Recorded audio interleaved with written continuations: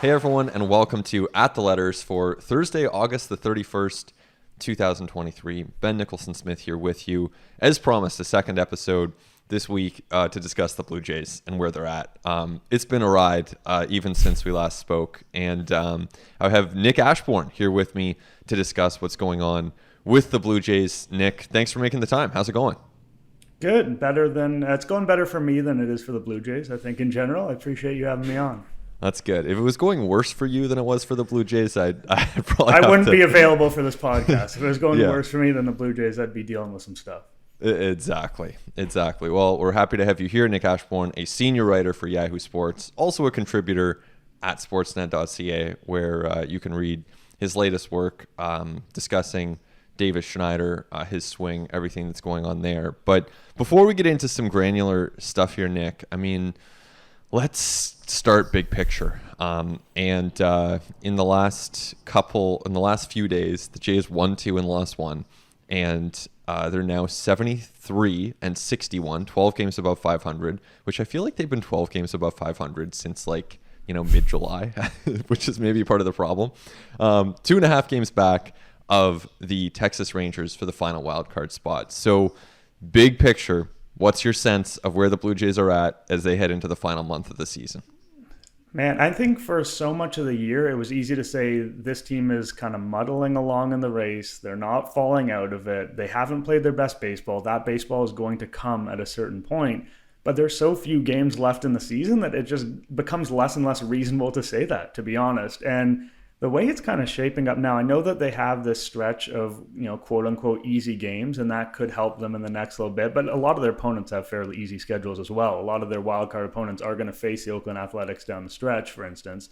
And even going to Colorado for this weekend series, we know that Colorado's a bad team, but it's a quasi-respectable team at home. Like the Rockies have always been a different team at Coors Field. In a way, I believe at this point their home record is something like 28 and 36.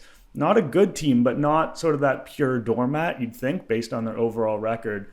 And yeah, I mean, I think you look at their odds today, it's probably below 50%. And that series with the Texas Rangers starting on September 11th, it kind of has a chance to be the whole thing, which is weird when you talk about a kind of 162 game season. You're always trying not to overreact to an individual game or a series, even when things look really bad. But the way things are shaping up, like the Rangers look like the most vulnerable team in that race, and the Blue Jays have all these games against them in that series, a 4-game series. That is the thing to really circle on your calendar right now. It really is. It really is. 4 games against the Rangers in Toronto coming up in a couple weeks. Before then, the Blue Jays played 9 games, all against last place teams. So that's pretty ideal. But it's kind of wild, right? Like you think about, okay, that last game, the Wednesday game against the Nationals, following the devastating defeat on Tuesday, which we could do a whole podcast episode on. We won't, but there's a lot there. And to me, like, I try to be rational about this stuff, as I know you do as well. And so I'm sitting there, I'm like, you can't call this a must-win game. Like, you can't. Like, I'm sitting there, I'm like, it's objectively, it's not a must-win game. Like, they don't have to win it. And yet, it kind of felt like a must-win game, and I'm like, this is as close as it gets to a must-win game in August as you can possibly find for a team like the Jays. Yeah, I mean, you think about how devastating losing a series to the Nationals, and again, the Nationals are probably better than a lot of people think they are. Their record is quasi-respectable. They played good baseball recently, but all those mitigating factors can be thrown aside. Like losing a series to the Washington Nationals at home when you're in this race and you need those wins so badly, and in the context of that Wednesday loss. And again, like you said, that's a whole episode's worth, and we don't need to dive into that. But that was a very nasty loss. If on top of that loss, you pile another one, and this stretch of games you're supposed to have against teams that you're going to supposedly beat and make up ground with, you already failed to do that against the Guardians. You fail again against the Nationals. Like, it really is, from an unscientific, from a vibes perspective or whatever, it's a terrible outcome for the Blue Jays. And they came out and they had a very decisive win, and it's the type of win that's been, quasi-common in the 2021-2022 past and exceedingly rare in 2023. They're still well back in the race. They're still in a difficult position, but it did feel like a little bit of an inflection point for sure. Yeah, and it's funny because like the win now, like wins and losses are not equal, if that makes any sense. Like, what I mean is a win doesn't feel as good as a loss feels bad, you know? And I think that the numbers bear that out. Like, a win doesn't help you as much in your postseason probability as a loss hurts you. And so that's where there's that pressure, right? There's that pressure and it's not feeling as fun. I think that's kind of why it doesn't feel as fun, because you play well, you win 7-0. I think, the final score was lopsided in the Blue Jays' favor. I should know this, but either way, it doesn't feel all that satisfying. It feels like, okay, this is normal. This is like kind of what had to happen. And that's kind of how it's going to go. Like, if the Jays sweep the Rockies, let's say they gain a game or two on Texas and gain a game maybe on Houston, they're still going to be behind. Like, they're still going to be chasing the teams ahead of them, which are good teams.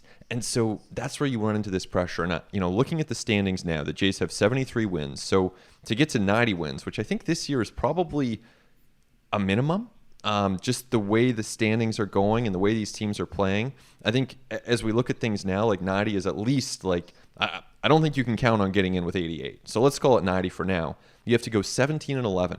You only have 11 losses to play with the whole rest of the year. That means you have to, with no exceptions, with no delay, you have to play at a 98 win pace starting today. Like, that's a lot of pressure.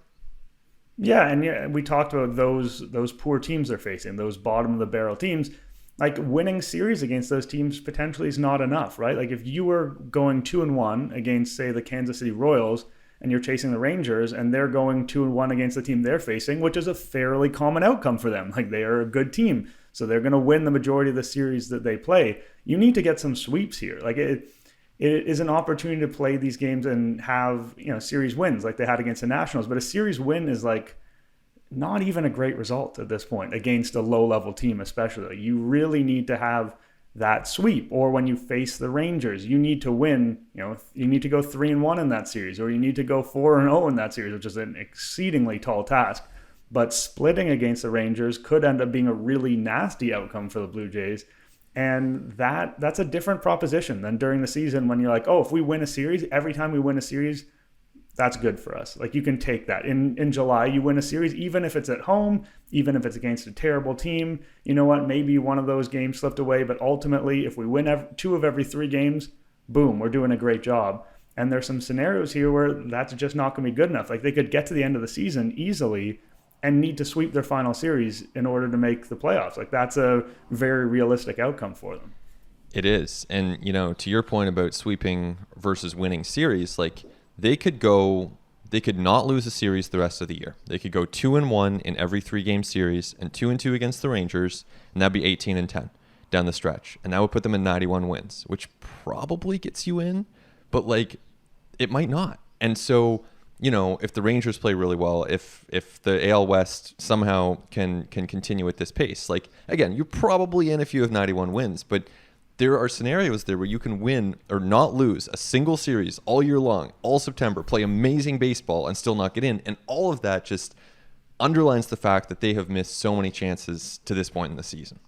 And they haven't gone on a run, really. Like, they had a 6-game winning streak in late April. That's the best that they've done all season long. And since then, they've never won more than 4 games in a row.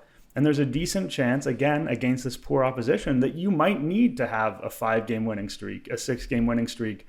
And the absence of that could be the difference in terms of you not making the playoffs. And yeah, they missed opportunities in the past, and this team has underperformed, and that's no secret. But this is the reality they're in right now, is that, as we said, like, winning isn't enough. You kind of need to dominate, and this team hasn't felt very dominant for most of the year. No, it really, really hasn't. There are a couple bigger picture topics that I want to touch on at some point during our discussion here. I want to pick your brain about Davis Schneider at some point, and I want to talk about Vlad Jr. as well. But, I think it's also worth touching on some of the decision makers, some of the leaders of this team at this point, because they're under the microscope, and I think it's interesting, among other things. And, we're fans of the sport. We like, I think these decisions and discussions that surround these huge moments. And so, when it comes to John Schneider, he's faced a lot of heat in the last little while. And I'll tell you where I stand. I'd love to hear where you stand as well. But to me, look, you're making these calls under the microscope. I think in hindsight, probably should have pinch run for Alejandro Kirk the other day with Mason McCoy. That probably would have made a lot of sense. I also think that the double steal with Kevin Biggio, I didn't like that in the ninth inning. I thought that was overly aggressive. Going back a few days, I didn't like Santiago Espinal having the green light 3-0 on Sunday. I don't think that's a call that makes a lot of sense to me.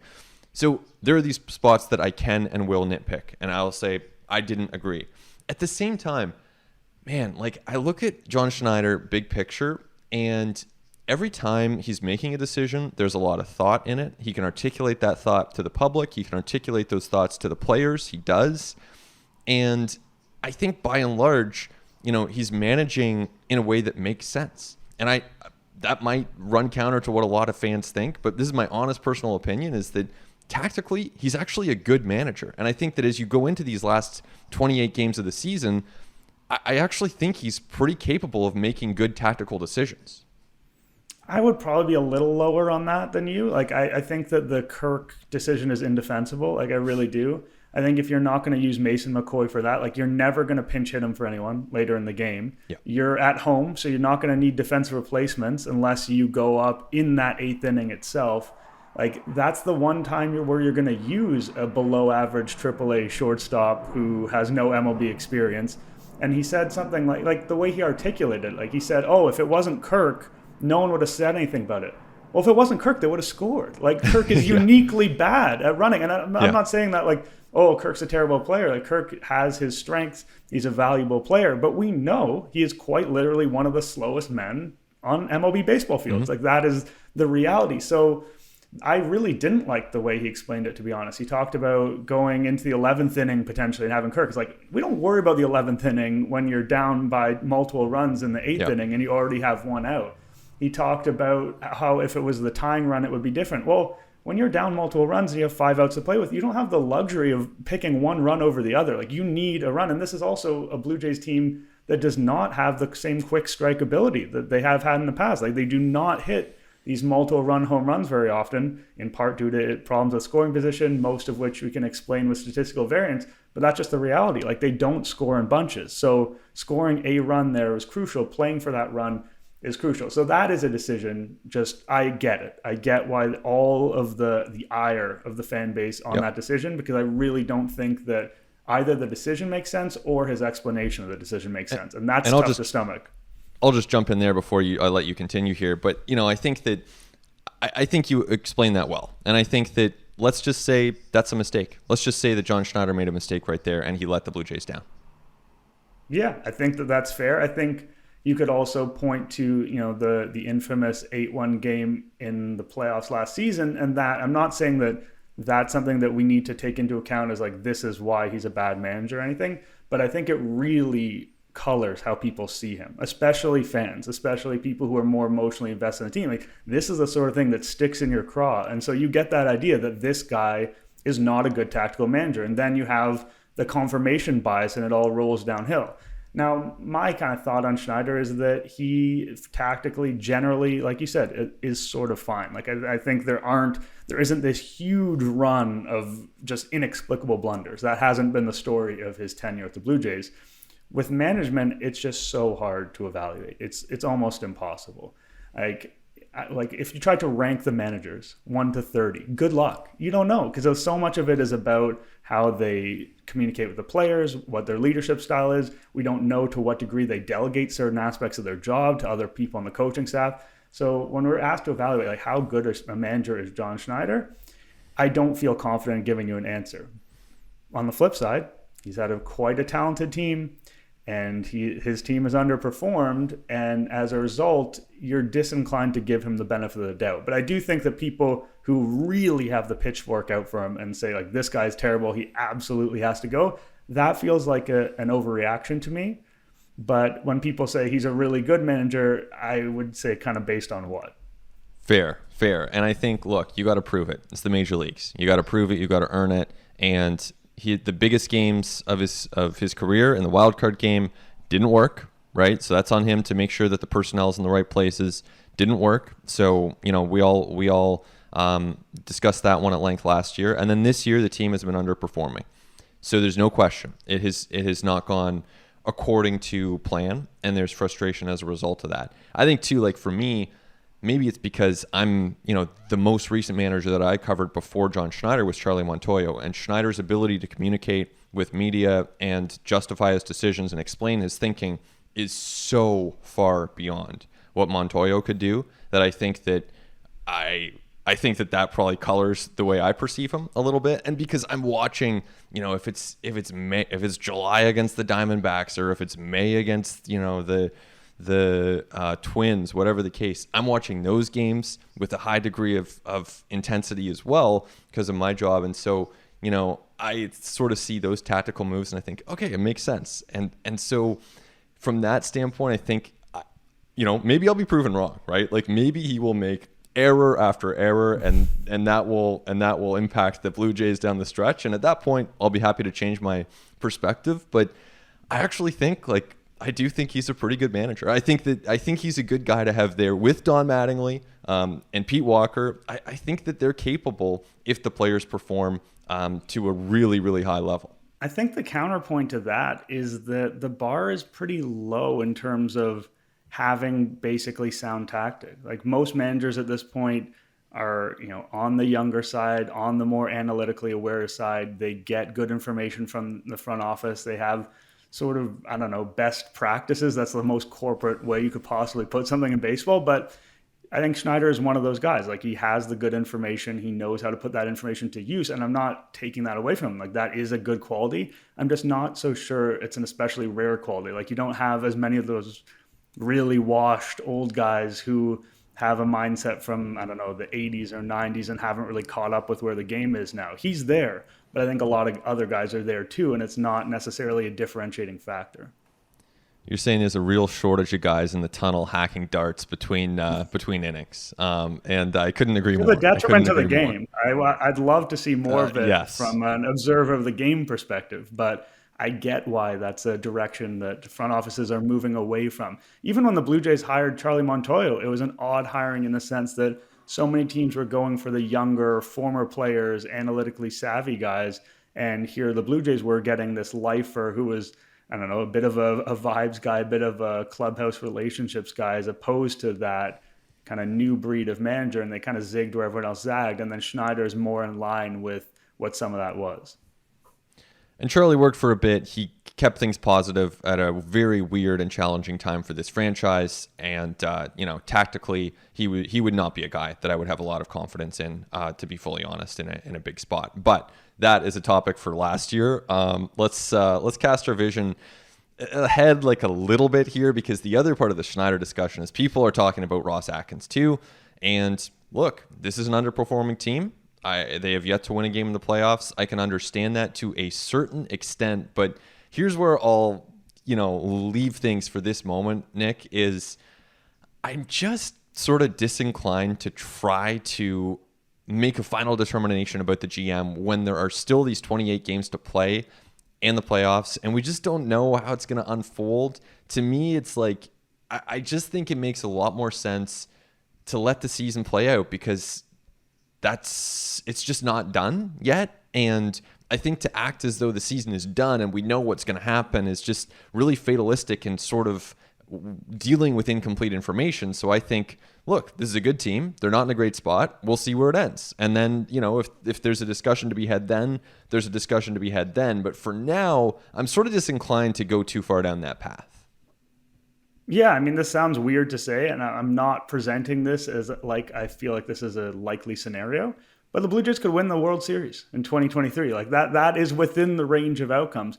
Or failing that, they could sneak into a wild card, say they sneak into the 6th spot, which is kind of what they're aiming for now, and then they beat the AL Central winner, presumably the Twins, in the first round. That isn't even that wild an outcome. And then we're talking about something totally different.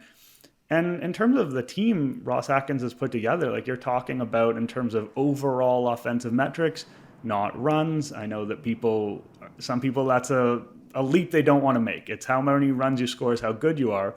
But in terms of a lot of kind of overall offensive metrics, you could call this a top 10 lineup. You could call it a top 5 pitching staff.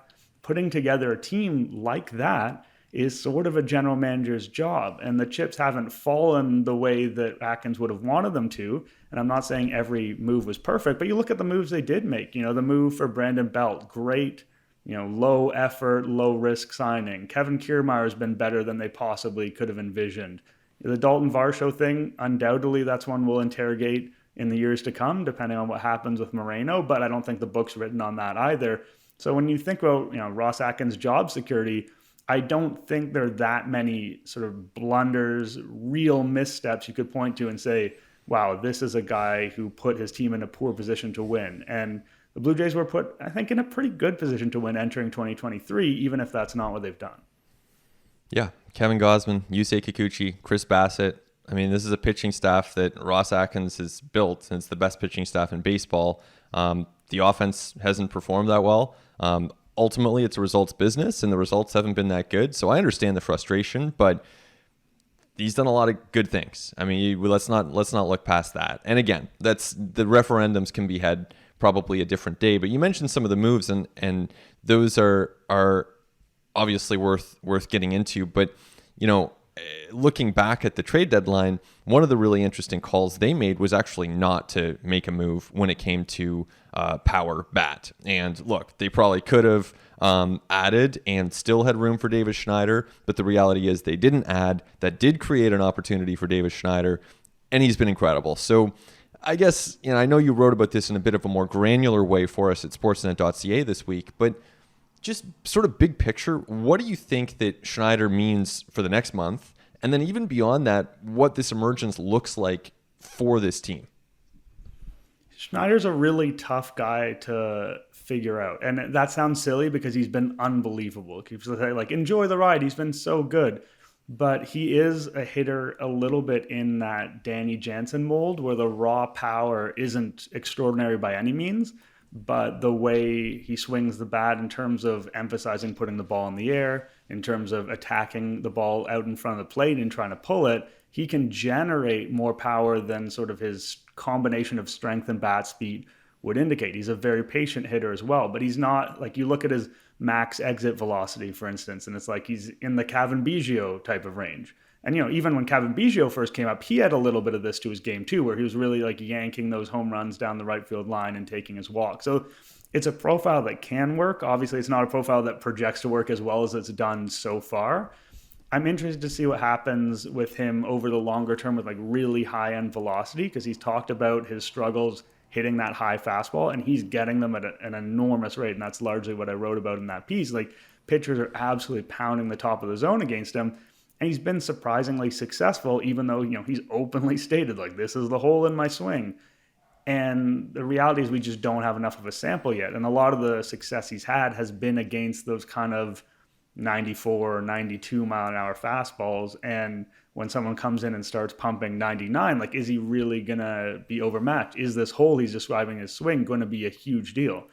At this point, I think you have to project him as an above average contributor from here on out, just because most guys are not capable of doing what he's done. But project him as a guy who you want hitting second, who you want hitting fourth in the lineup. Right now, they're riding the hot hand. I don't think he's that guy. I think he's someone maybe you are happy that he's hitting seventh.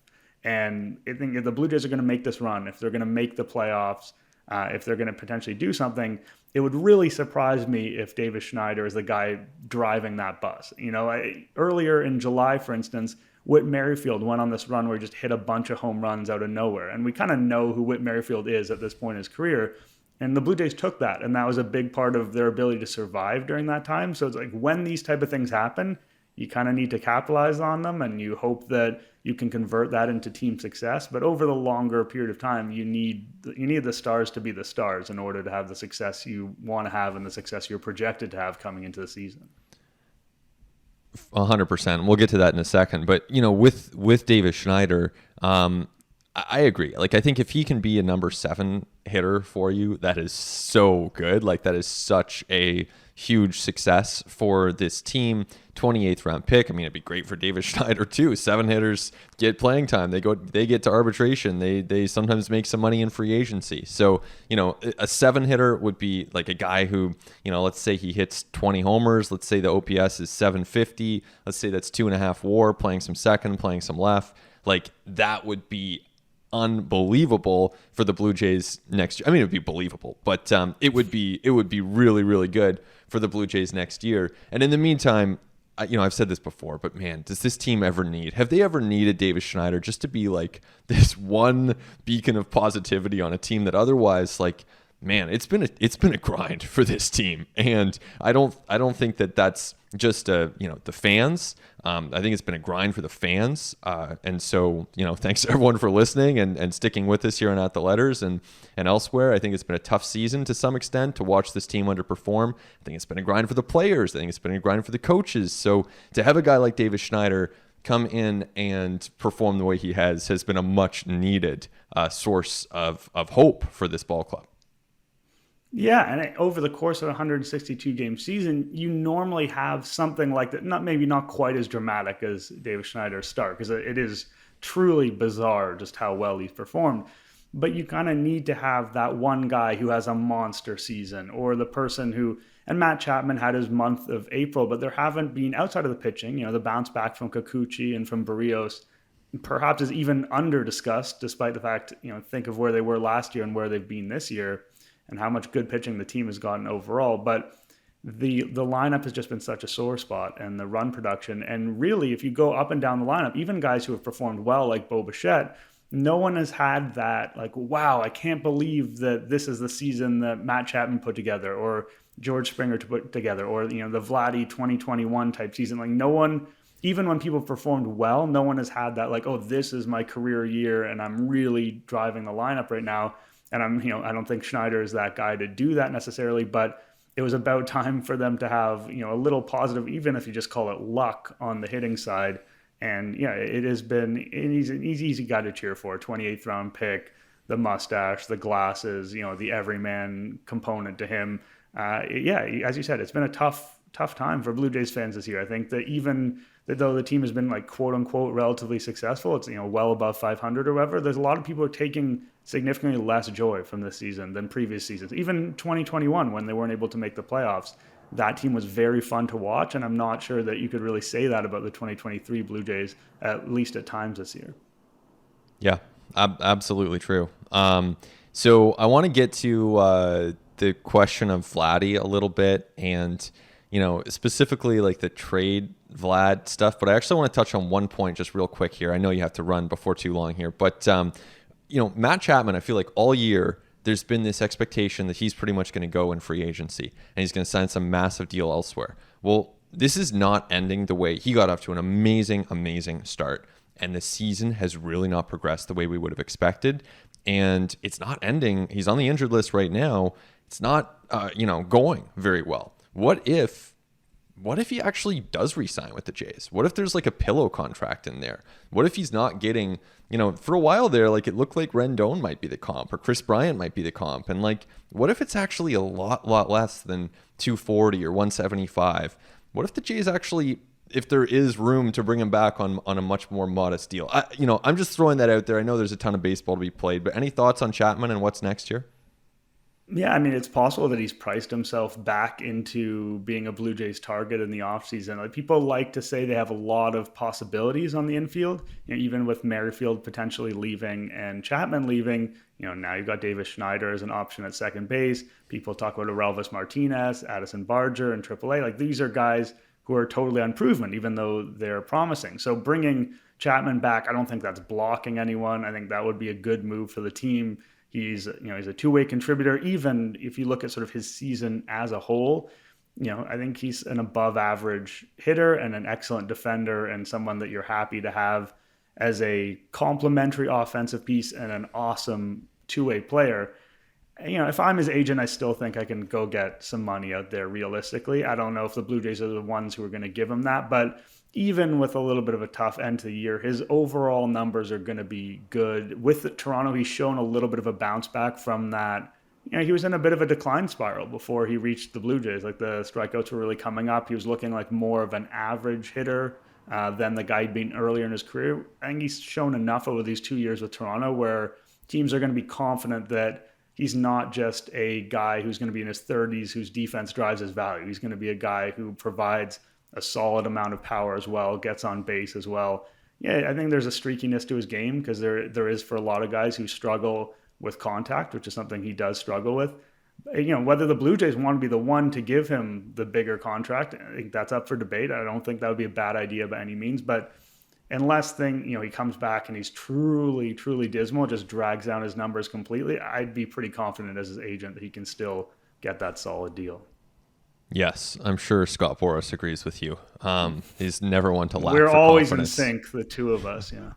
That's right. All right, so Vladdy.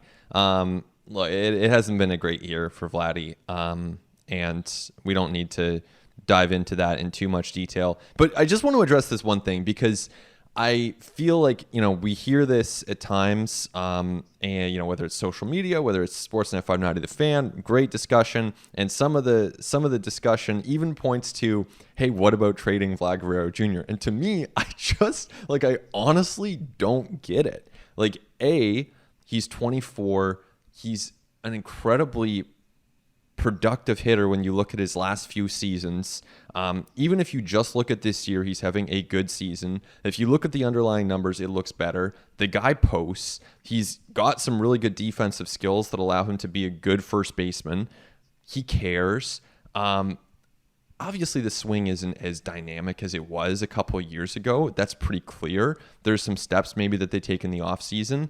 But, man, this is a really, really good player. And if you trade him, you're not going to get full value. You might go on and win an MVP with the Phillies or the Diamondbacks or wherever you trade him. And then you're sitting there with, 3 prospects or, a halfway decent outfielder and a couple pitchers. What? I honestly, I really don't get this as a legit notion, because I find it really hard to imagine that you're going to get comparable value back. Yeah, I think it's a knee-jerk reaction to, again, he has been a bit of a figurehead for the frustration surrounding the Blue Jays season. And I think a lot of people, and this is a narrative that I was definitely a part of spreading, a lot of people in the media. I'm not going to say the media as in a way to criticize people, but I think a lot of people set that expectation of 2021 is, the real Vladdy has arrived. Yeah. 2022, this is a bit of a down year for Vladdy, but he's going to be back.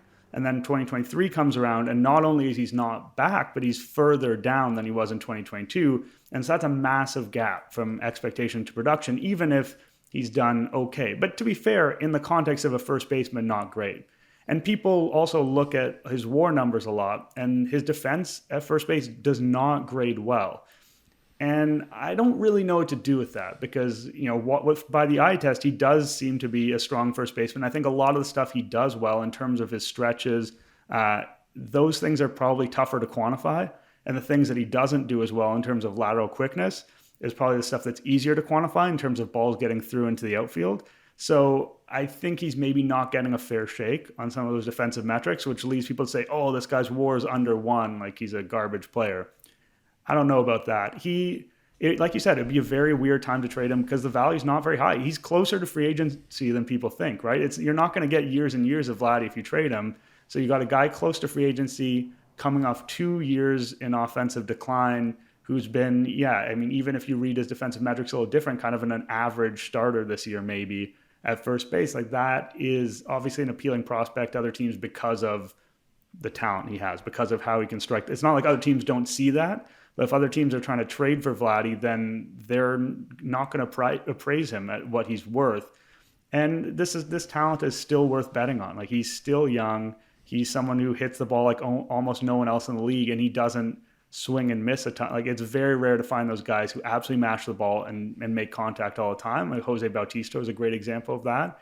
And I think he's someone worth believing in. You're right. There's still a scenario where he keeps hitting the ball on the ground or he declines, but a lot of what you see this year is not as much maybe the ground ball stuff as it was at his worst, but a lot of the swing decision stuff. And that seems like something that generally gets better when players are older. And we've already seen him do that at very, very high levels. So if you're the Blue Jays organization, I just think you have to believe in this talent and you have to believe that some of the negative trends, especially around the discipline, around the approach, are things that can be worked on and can be improved in the years to come. Yeah, agreed with that for sure. And I think that, there are ways to make that happen. It's interesting on WAR, right? Because like I love WAR. I think it's so useful. I think that it's like maybe my favorite baseball stat. But like in the cases where I watch most of a player's games, I'm not going to use WAR. Like in my mind, maybe this is like, observer bias, or like maybe I'm totally just deceiving myself into thinking I have a better read on what these guys than what they actually are. But like in my mind, Vlad is not a 1-1 player. Like, I'm sorry, he's not. Like he is a better player than that. He is a pretty good defender at first base. He can handle third if you want. He's actually like, he makes some bad base running decisions, but he's kind of a good base runner at times. Like you don't mind having him scoring from first on a double. He's a guy who can do a lot of things for you. Obviously his power is good. And so, looking ahead to next year, I think, yeah, he's a 3-WAR player. I wouldn't be surprised if he's a 6-WAR player. I'm not counting on him to ever be a 9-WAR player. But the thing is, too, to your point, if you try to trade him, you're not getting CJ Abrams back. You're not getting Corbin Carroll back.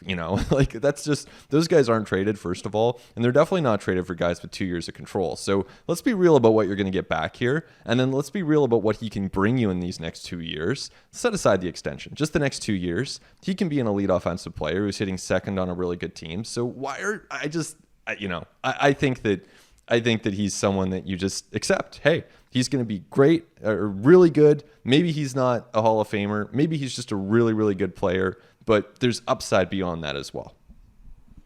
Yeah, and it's so hard to be patient with baseball over a multi-year span because we're talking about hundreds of games, right? Like over a 2-year span, we're talking about over 300 games, and yet oftentimes players have multiple years in a row that are below a standard they've set and then bounce back. Like even older players, that happens with sometimes.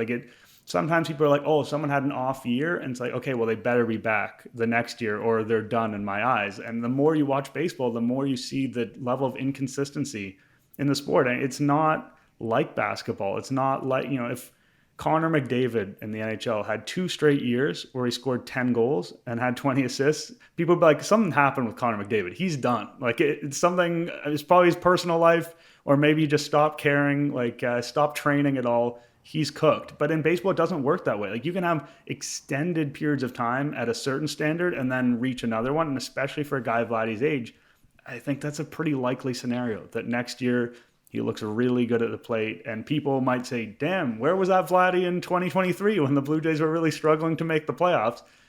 It's definitely unfortunate timing the way this year has worked out, and it's not like he's a player without weaknesses, but he just has the talent that is really special, and the way he hits the ball, it's just not like how other people do. And maybe the swing plane is a little flat, maybe it allows pitchers to pound the bottom of the zone, and he's going to hit more grounders. Like you see that over the course of his career, people have elevated the ball less and less against him.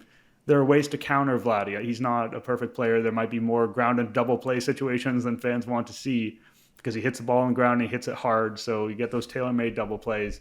But when I see people talking about trading Vladdy, to me, it's not the disease, it's a symptom. It's a symptom of the anger associated with the 2023 Blue Jays. Yes, there's a lot of that. And there might be more to come. Might get a lot worse. Might get a lot better. Who knows? This is where, like, for the Jays, it's like it could go down so many different paths right here. So it will be a really compelling month. The Jays are working hard to try to make sure that they have a memorable finish, and that is very much within their grasp. But we will be following along, Nick. Your work is always worth a read at Yahoo Sports, where you're a senior writer, and I'm biased, but I think the Sportsnet stuff you do is also especially good. So thanks so much for making the time and joining us today on At the Letters. Oh, you're welcome. Always happy to fill in. Awesome. Well, that is it for us this week on ATL. Thanks so much to Nick. Thanks as well to our producers, Mike Rogerson and Nick Andrade. We'll be back next week. Arden will be with me. We'll discuss the latest. Who knows what the next 7 days or so will bring. So stick with us here on ATL, and thank you so much for listening to us this week on At the Letters.